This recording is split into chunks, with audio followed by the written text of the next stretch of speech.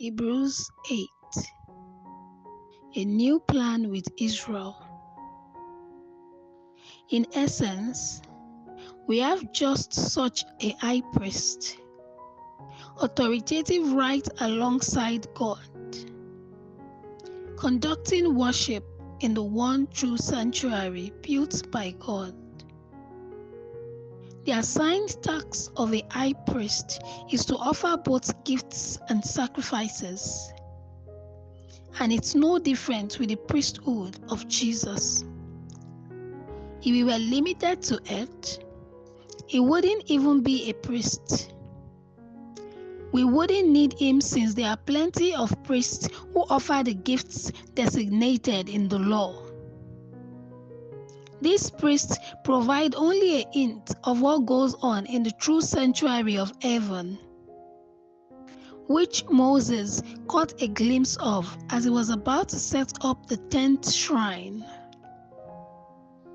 It was then that God said, "Be careful to do it exactly as you saw it on the mountain."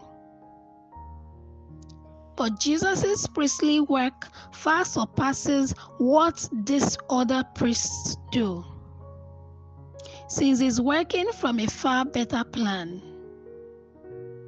If the first plan, the old covenant, had worked out, a second wouldn't have been needed.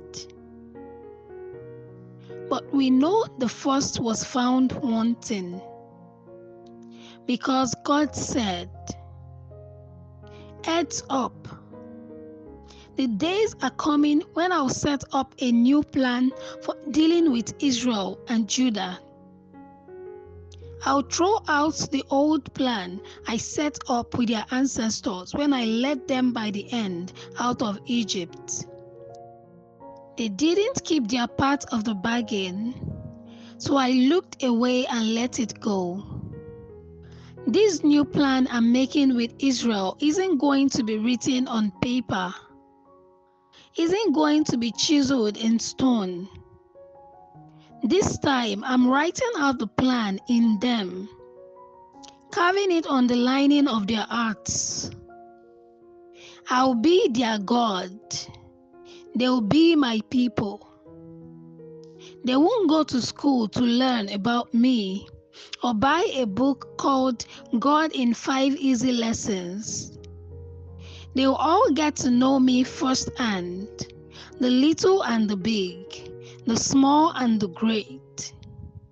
They'll get to know me by being kindly forgiven, with the slate of their sins forever wiped clean. By coming up with a new plan, a new covenant between God and his people, God put the old plan on the shelf, and there it stays, gathering dust.